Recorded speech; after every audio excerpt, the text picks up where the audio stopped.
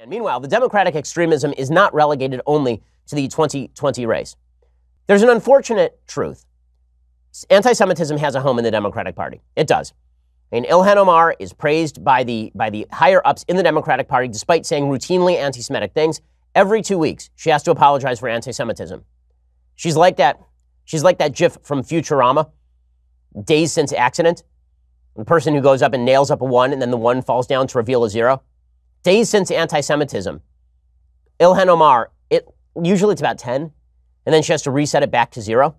So you'll recall that Ilhan Omar, like literally 2.5 weeks ago, tweeted out it's all about the Benjamins with regard to American support for Israel, as though the Jews, the nefarious Jews, were paying off Americans to support Israel. And then she apologized for it, but not really. She says, no, I never apologized for being anti-Semitic. And she walked back her own apology. You've since apologized unequivocally for the tweet. You've said rightly that anti-Semitism is real. But just to be clear, I mean, we're a few weeks on now. I mean, what were you apologizing for? Was it a badly worded tweet that you were apologizing for? Or was it for being anti-Semitic wittingly or unwittingly? Oh, absolutely not. I apologized for the way that my words made people feel. The reason and the purpose of the apology was to make sure that the people who were hurt felt understood and heard. Okay, that's an amazing non-apology, right? That's so fresh and so face Ilhan Omar. I mean, on the cover of Rolling Stone with Nancy Pelosi, smiling and grinning away, open anti-Semite. Open anti-Semite. So is Rashida Tlaib, also an open anti-Semite, who in the past has suggested that American Jews are rife with dual loyalty, that American Jews only like Israel because they're actually secretly nefarious Jewish workers for the Jewish state. The Jews! It can't be that American Jews are supportive of Israel because Israel is the home of Jews protecting Jewish lives. Israel is a democracy, the only democracy in the region, and the place all over the world where Muslims have the most rights. Right? It can't be because of that. It has to be because Jews are nefarious secret agents of the Israeli state. That's really why all of this is happening. Rashida Tlaib tweeted something out about that 3 months ago. No apology from Rashida Tlaib. So open anti-Semitism, totally fine inside the Democratic Party. And Ilhan Omar, that apology is an incredible apology. Imagine that you get in a fight with your spouse and you say something truly terrible to your spouse. I mean, you do essentially what Ilhan Omar did, and you call your wife a whore. I mean, she's basically suggesting that American Jews and Americans who support Israel are whores who can be bought off with money. That's basically what she suggested when she said it's all about the Benjamins. Imagine you said to your wife, you know what, sweetheart, you're a whore. And then she said, well, that's a pretty awful thing to say. How dare you? That's an evil, terrible thing to say. And he said, you know what, I apologize for how my words made you feel. No, it's the thing you said that's evil. It's the thing you said that's bad. But Ilhan Omar never apologized really for those comments. But we were all supposed to overlook that because so fresh, so face. And of course, she can claim in her intersectional way that she is a minority woman from Somalia who is a Muslim, and therefore that's the reason people are angry. Not because she's a rabid anti-Semite, and she's been consistently anti-Semitic for legitimately her entire career. It's not because of that. It's because she's a Muslim woman that people are very angry at her. Weird, because there are lots of Muslims that I know who are not anti-Semitic, and yet she is anti-Semitic. So I have very little faith that this has anything to do with Islam. I have a lot of faith that it has to do with her being a blatant anti-Semite is the reason why people are upset with her. Okay, so Ilhan Omar yesterday doubled down on her anti-Semitism.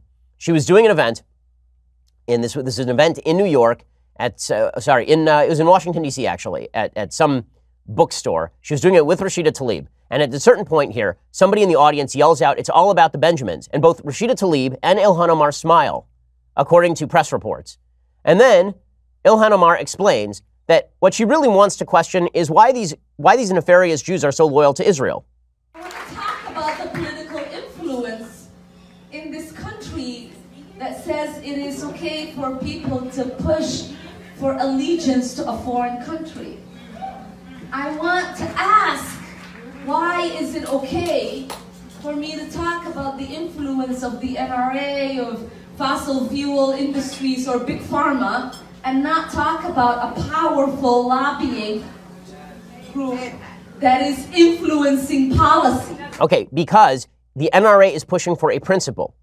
Okay, the Koch brothers push for principles. Your suggestion, Ilhan Omar, you anti-Semite, your suggestion is that AIPAC and the Jews broadly in the United States and American Israel supporters in the United States are not supporting Israel based on principle. They are doing so based on dual loyalty. They are doing so based on tribal loyalty to Jews. So in other words, if Israel decided to become a monstrous dictatorship overnight and start legitimately executing people, that all the Jews in the United States would call for continued American support for Israel because they're principle free. I mean, that's her essential contention. Her essential contention is that American Jewish support for Israel is not based on any sort of principle. It is based on allegiance to a foreign power.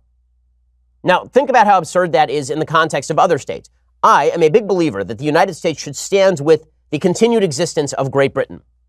And I think that the existence of Great Britain is a great and wonderful thing. Why? Because it is a country that has stood for human dignity and liberty, because it is a country that is democracy, because it is an ally of the United States in realpolitik terms. Does this mean that I have allegiance to Great Britain? That I have full allegiance to the British? I think France should exist. I think Germany should exist. And I think Israel should exist too. And I think that backing the continued existence of the state of Israel in the face of genocidal terrorism is not, in fact, a violation of America's priorities. I think it should be one of America's moral priorities. That does not indicate dual loyalty or allegiance to Israel. That's an insane contention and an anti-Semitic one, because again, it is suggesting something about Jews that you would not suggest about anyone else. Would Ilhan Omar be willing to say that Catholics have dual loyalty to Rome? Catholics have dual loyalty to the Pope?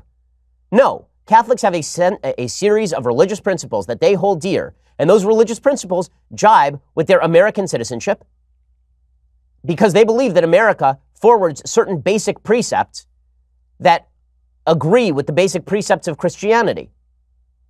This notion that if you have we all have certain fundamental moral principles that dictate what we support and what we do not. But that's not what Ilhan Omar is claiming. She's claiming that the Jews particularly don't have any central moral principle for supporting Israel. There's no moral principle underlying it. It is simply dual loyalty or allegiance to the government of Israel. That is a vile smear that has been perpetrated against Jews for legitimately centuries. That the Jews are a people apart who only have tribal loyalty and they don't have any underlying principles that leads to a belief that the Jewish people should exist. That essentially Zionism is racism. That essentially belief in the Jewish people as a whole has nothing to do with Jewish principle and everything to do with ethnicity. That is a lie. It's a disgusting lie, but it's a lie that she perpetrates. So she says all this. And the Democratic Party, absolutely silent. Has Nancy Pelosi said a word? No. Is she going to say a word? No. She's going to appear on the cover of Rolling Stone with Ilhan Omar. Why would she say a word? Are you going to hear anything from Chuck Schumer, that supposed great friend to Jews in New York? No, he's not going to say a damn thing. Because the Democratic Party is fully comfortable with the intersectional pyramid that suggests that if you rank higher in terms of victimology in the United States than the white Jews, then that means that you get to say whatever anti-Semitic things you please. Now, what's so hysterical about this, of course, is that if you're going to look by hate crime statistics at who is most victimized, who should be higher on the intersectional pyramid in terms of, for example, hate crimes, Jews should be higher than Muslims on the intersectional pyramid because Jews are victimized at twice the rate of Muslims in the United States on a per capita basis, according to FBI statistics. That cuts no ice for folks on the left who believe that Jews are too successful to be part of the intersectional pyramid. Jews, broadly speaking, are too successful. Therefore, if they are insulted by a group that is less successful in the United States, because all unsuccess in the intersectional pyramid is based on American bigotry. It's based on the idea that America is a vile, terrible place that is keeping people under its boot. Those groups are allowed to victimize Jews and yell about Jews and be as anti-Semitic as they damn well please. It's disgusting. But don't worry, Ilhan Omar's a fresh face. And if we talk about her anti-Semitism, it's only because she's Muslim. It really must be because of that. It must be because of her religion. It's insane. By the way, the radicalism of the newfangled Democrats is it's tremendously extreme. It really is. And the mainstream Democratic Party is disappearing. And it's leading us down a path where there can be no agreement. I mentioned earlier Joe Biden basically suggesting you can't be friends with a Republican, that there are no decent Republicans. He called Mike Pence a decent guy and then immediately walked it back. Well, among the Democrats, now Democrats are going after not only Republicans, but each other. So first of all, they continue to suggest that all people they disagree with are vicious racists. Rashida Tlaib, who again is just as vile as Ilhan Omar in her anti-Semitism. You'll recall that a couple of days ago during the Michael Cohen hearing, Michael Cohen was contending that President Trump was a racist. And Mark Meadows pointed to a woman named Lynn Patton who works with President Trump. And he said, well, Lynn Patton works with President Trump every day, and she's here. And Lynn Patton has given me this piece of testimony saying that she's never seen President Trump be a racist. I said this was not a good argument. I said it was an emotional appeal, that I have a black friend is not a real good response to you are a racist. All of that can be true. Rashida Tlaib went further. She said that Mark Meadows was an actual racist for saying, here's a black person who knows President Trump and doesn't think that he's a racist and deals with him every day. Rashida Tlaib said that Mark Meadows was a racist and that was a racist act. So and then she supposedly apologized for that. But just like Ilhan Omar's apology, it's not real. She then went on CNN and doubled down on it. Do you still today believe that Congressman Mark Meadows engaged in a racist act? I believe that moment as a person of color, and not only myself, I think 3 other of my colleagues had mentioned how insensitive that act was. I think all of us, I mean, even folks at home kind of gasped when that actually happened. I think if we want to talk about race in this country, that was not the way to do it. So in other words, she says that still was a racist act. Mark Meadows participated in racism by saying, here is a black woman that I know who works with President Trump, and she can testify that President Trump has never acted in a racist way toward her. Why is that racist? Well, supposedly because Mark Meadows was engaging in a form of tokenism. It's very weird when the left will suggest that tokenism is occurring. So the left will suggest that tokenism is occurring when, for example, Mark Meadows says, here's a black person who knows President Trump. But tokenism is not occurring when Michael Cohen asks how many black people are on President Trump's staff, as though if he had a bunch of black people working for him, that would also be a defense against racism. So tokenism only works when the left says that it works. It's an inaptly applied label. Also, it's a little bit insulting to a black woman, Lynn Patton, to suggest that she is willing to stand there and be used as a token of her race. Lynn Patton immediately responded along those lines. Here's what Lynn Patton had to say about Rashida Tlaib.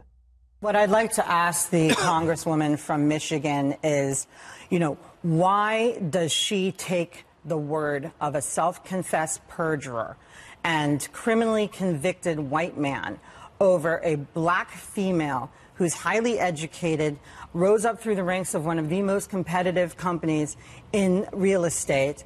You spoke before 25 million people at the Republican National Convention and now works in one of the most historic administrations in history. And so to me, that would be my question. That's more racist than being put up there as a quote unquote prop.